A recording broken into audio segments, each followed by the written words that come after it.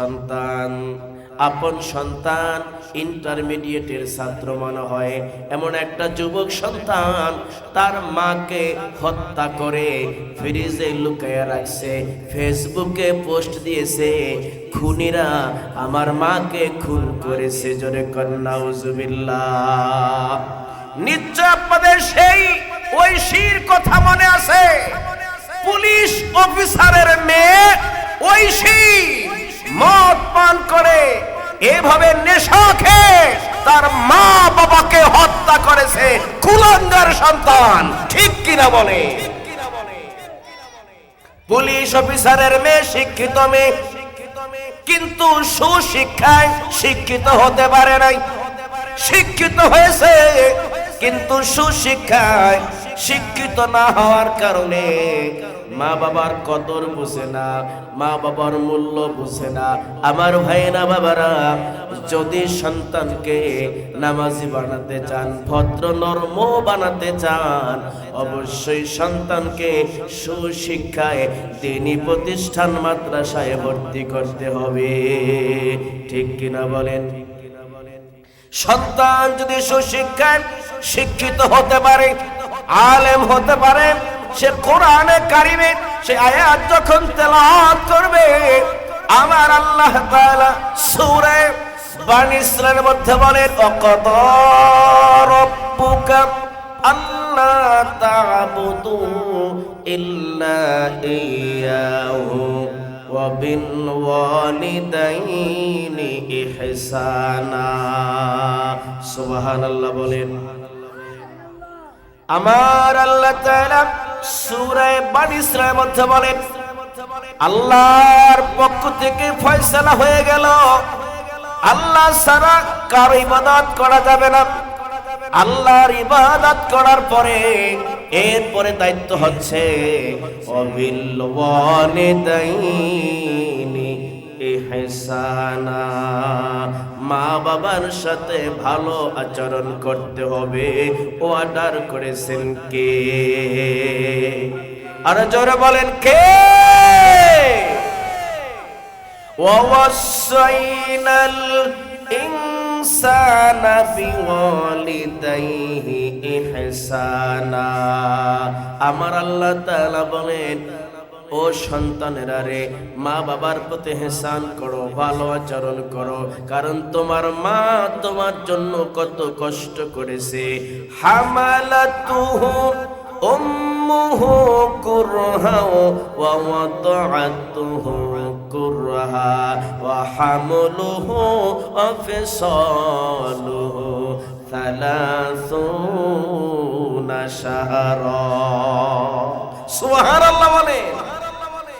আল্লাহ রাব্বুল আলামিন বলেন, তোমার মা তোমাকে গর্ভধারণ করতে গিয়ে একটার পর একটা কলিজা ছিঁড়া যন্ত্রণা সহ্য করেছে।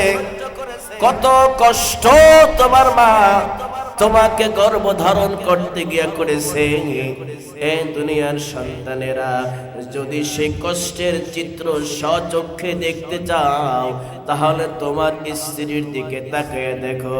তোমার স্ত্রী তোমার একটি সন্তানকে যত কষ্ট করে গর্ভধারণ করে, যত কষ্ট করে লালন পালন করে, তোমার মা এমন কষ্ট করে তোমাকে লালন পালন করেছে।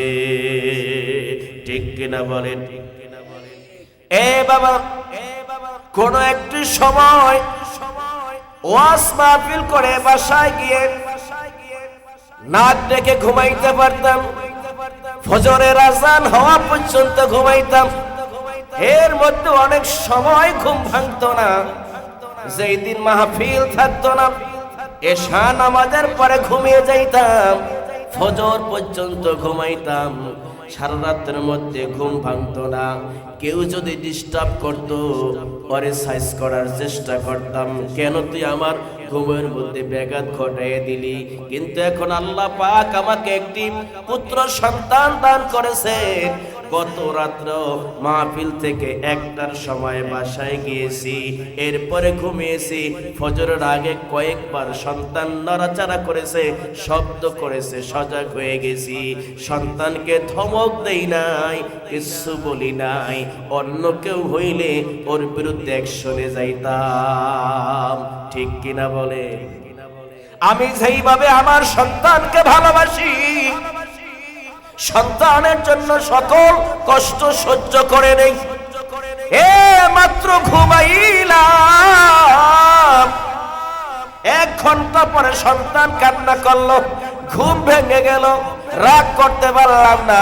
সন্তানের মায়ার মহব্বতে আমার আরামের ঘুমের চাইতে আমার কাছে সন্তানের মায়া মহব্বত অনেক বেশি।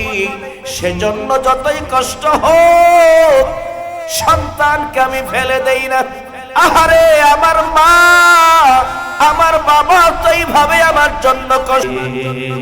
ঠিক কিনা বলেন? আমি তো সব সময় কথা বলি, আমি রুহুল আমিন সাইফির চাইতে ইলমে, আমলে, ফিজিক্যাল ফিটনেসে আলেম মানুষের অভাব নয়। কিন্তু আমি একজন ভাঙ্গাচোরা মানুষ, ইলম আমল খুবই কম। এরপরও যে আল্লাহ পাক এত হাজারো মানুষের সামনে স্টেজ উঁচা জায়গায় বসায়া সম্মানের চেয়ারে কথা বলার সুযোগ করে দিয়েছে, এটা আমার মা আর বাবার দোয়ার ফসল। ঠিক কিনা বলে? প্রত্যেকটা দিন আব্বার কাছে বলি, আব্বা অসুস্থ, সেজন্য বলি আব্বা আজকে মাহফিল 2টা, আজকে মাহফিল 1টা, অমুক জায়গায় মাহফিল, আপনার জন্য দোয়া করব। আমিও দোয়া চাই, বাবার কাছ থেকে বলে আসি। আমার বাবার মরণের পরে আল্লাহ যদি আমাকে হায়াতে বাঁচিয়ে রাখে, আমি জানাজা পড়াইতে পারবো না? আল্লাহ যদি আমাকে সেই সুযোগটা করে দেয়, আমার বাবার মরণের পরে আমি নিজে জানাজা পড়াইতে পারবো। আমার বাবার কবরের মধ্যে আমি নামবো, বিসমিল্লাহি ওয়া আলা মিল্লাতি রাসূলিল্লাহ আমি নিজে বলে আমার বাবাকে কবরে রাখবো।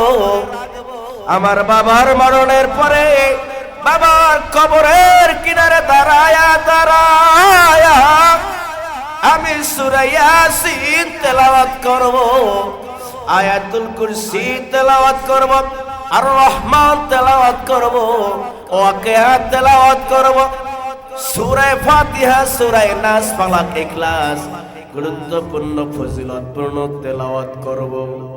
আমার আল্লাহ যদি সুযোগ করে দেয়, আমার আব্বার জীবনের তামান্না অনুযায়ী আব্বার মৃত্যুর কালে আমি আমার বাবার মাথার কাছে বসে সূরা ইয়াসিন তেলাওয়াত শোনাবো ইনশাআল্লাহ। কি মনে হয় আমাকে আমার বাবায় মাদ্রাসায় পড়ে কি ঠকছে? যদি আমাকে বিসিএস ক্যাডার বানাইতো, আমি কোরআন তেলাওয়াত জানতাম না, বাবার কানে সূরা ইয়াসিন তেলাওয়াত করতে পারতাম না, বাবারে তাওবা ইস্তিগফার পড়াইতে পারতাম না, কালিমা তালকিন দিতে পারতাম না, সেই বিসিএস ক্যাডার সন্তানের বাবা হলে আমার বাবার লাভটা কি হতো? ঠিক কিনা বলে? আমার ভাইয়েরা, বাবারা, কোরআন হাদিস পড়ার কারণে আজকে আমি বুঝতেছি যতই কষ্ট হোক মা বাবার সাথে বেয়াদবি করা যাবে না। আমার আল্লাহ তাআলা বলেন, হামালাতুহু উম্মুহু কুরহা ওয়া ওয়াদাআতুহু কুরহা।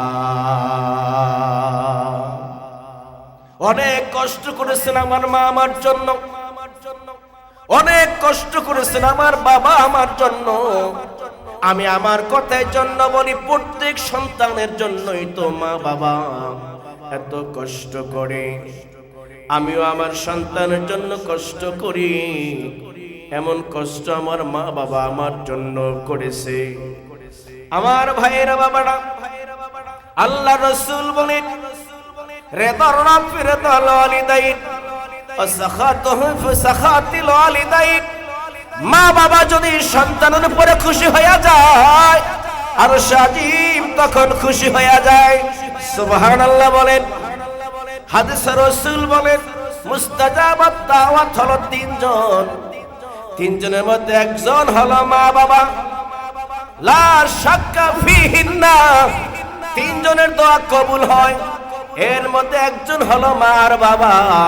মা আর বাবার দোয়া কিংবা বদদোয়া আল্লাহর দরবারে 100% কবুল হইয়া যায়। সুবহানাল্লাহ, জোরে কোন। বনি ইসরাঈলের ভিতরে একজন আবেদ বান্দা ছিল, নাম হলো জুরাইস। আল্লাহর ওলি, আল্লাহর ওলি জুরাইস ইবাদত খানা ইবাদতে লিপ্ত আছে, নামাজ পড়তেছে।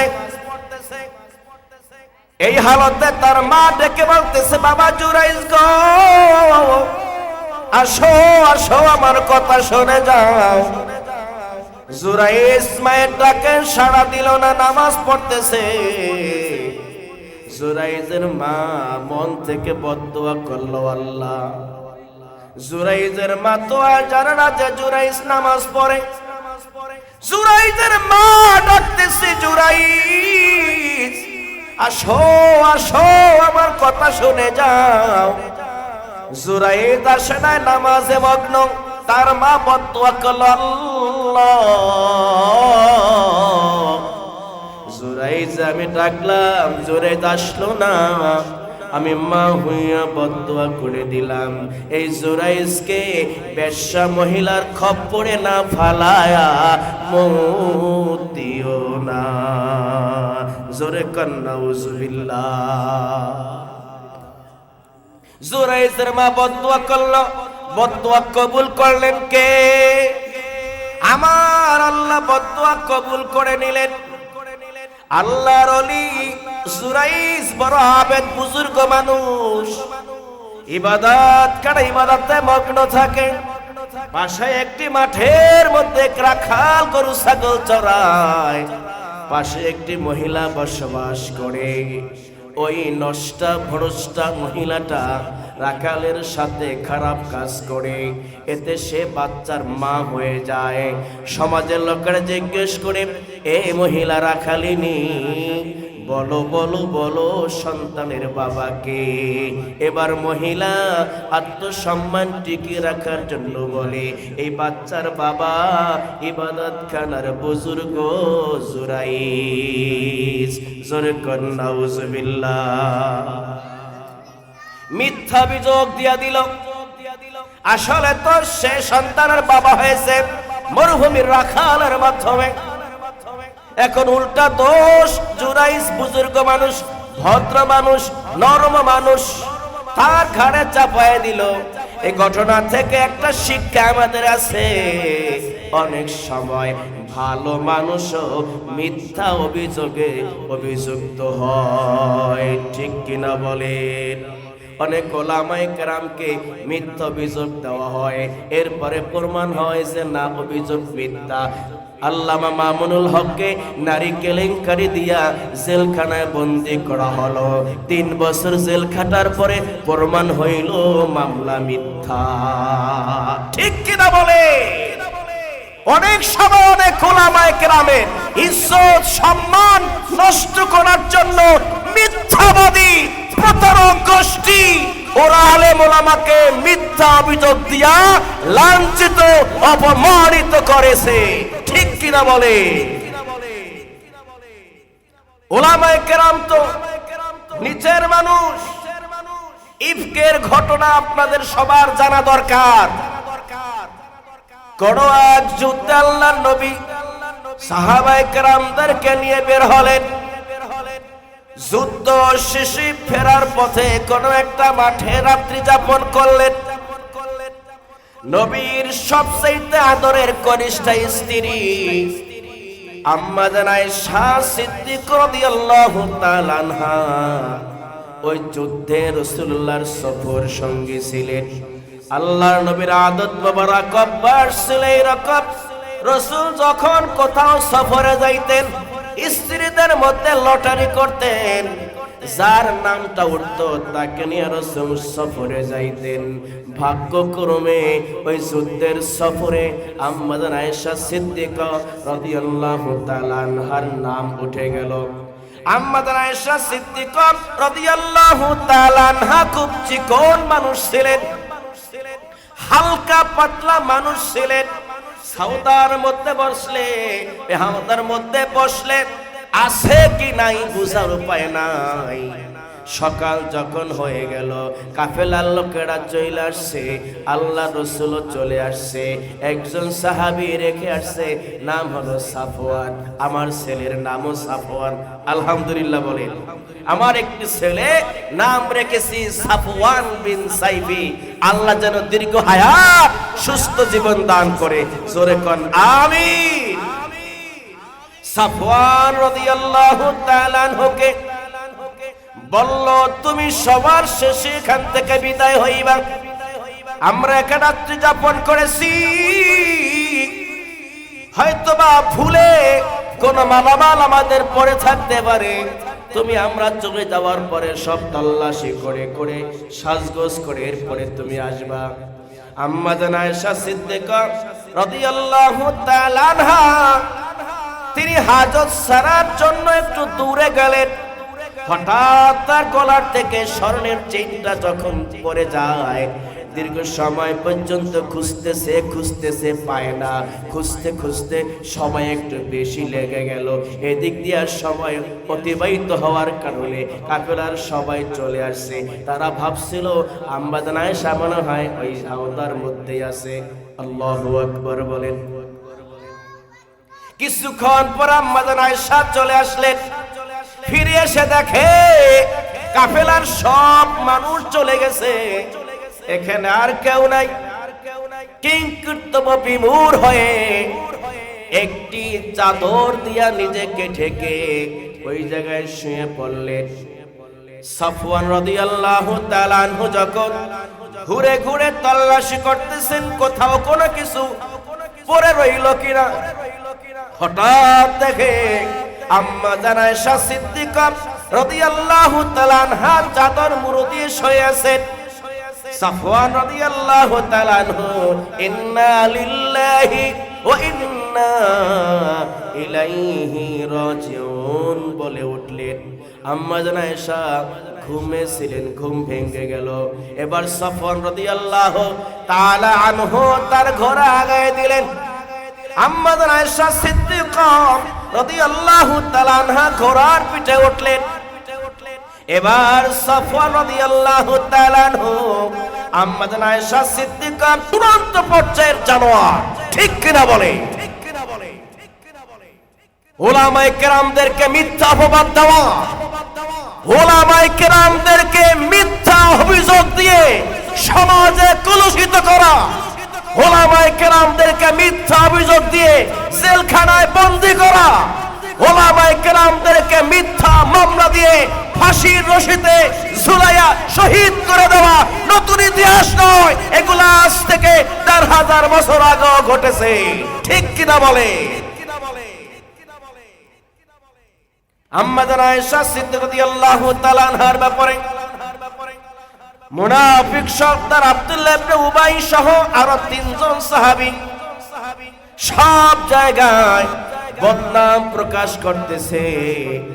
নবীর স্ত্রী আয়েশা সিদ্দিকা রাদিয়াল্লাহু তাআলা আনহা ওই সাহাবী সাফওয়ান রাদিয়াল্লাহু তাআলা আনহুর সাথে খারাপ কাজ করেছে।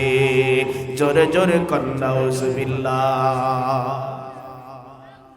এই ঘটনা শোনার পরে নবীজির মনটা খারাপ হয়ে গেল। আল্লাহর নবী কি কর্তব্য বিমূঢ় হয়ে গেলেন, কি বলবেন? নবীর স্ত্রী আম্মা জান আয়েশা সিদ্দিকা রাদিয়াল্লাহু তাআলা আনহা তিনি অসুস্থ হয়ে গেলেন, টেনশন করতেছেন। আল্লাহর নবী অপেক্ষায় থাকলেন, নিচে আমার মালিক আমার আল্লাহ তাআলা এই ব্যাপারে একটা আয়াত নাজিল করে সকল সমস্যার সমাধান করে দিবে, ঠিক কিনা বলে? ১ মাস হয়ে গেল। ১ মাস যখন হয়ে যায়, মক্কার কাফির মুশরিক বেঈমান দল মুনাফিকের দল বলে, দেখো মনে হয় ঘটনা সত্য, নাইলে মুহাম্মদ কেন কোনো কথাই বলে না, চুপ থাকে।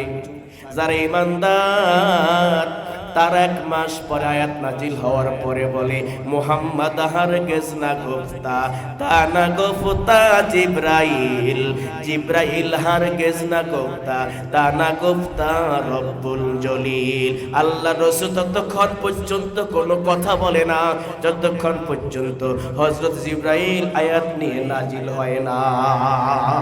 সুবহানাল্লাহ। এই যে একটা মাস অতিবাহিত হয়ে গেল, এর মধ্যে একটা হিকমত আছে।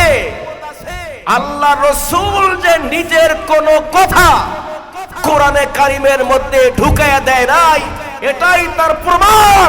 রাসূলুল্লাহ স্ত্রীর ইজ্জত নিয়ে সিনেমিনে খেলে, রাসূল কোনো কথা বলে না, কারণ এখনো পর্যন্ত আল্লাহর পক্ষ থেকে আয়াত নাযিল হয় নাই। সুবহানাল্লাহ। রাসূল যদি নিজের মন থেকে কোন কথা কোরআনের মধ্যে ঢুকিয়ে দিতেন, তাহলে রাসূলুল্লাহ তার স্ত্রীর ইজ্জত বাঁচানোর জন্য একটা মাস অপেক্ষা করা লাগতো। প্রমাণ হয়ে গেছে কোরআনের সব কথা আল্লাহর পক্ষ থেকেই নাজিল হয়েছে। ঠিক কিনা বলে?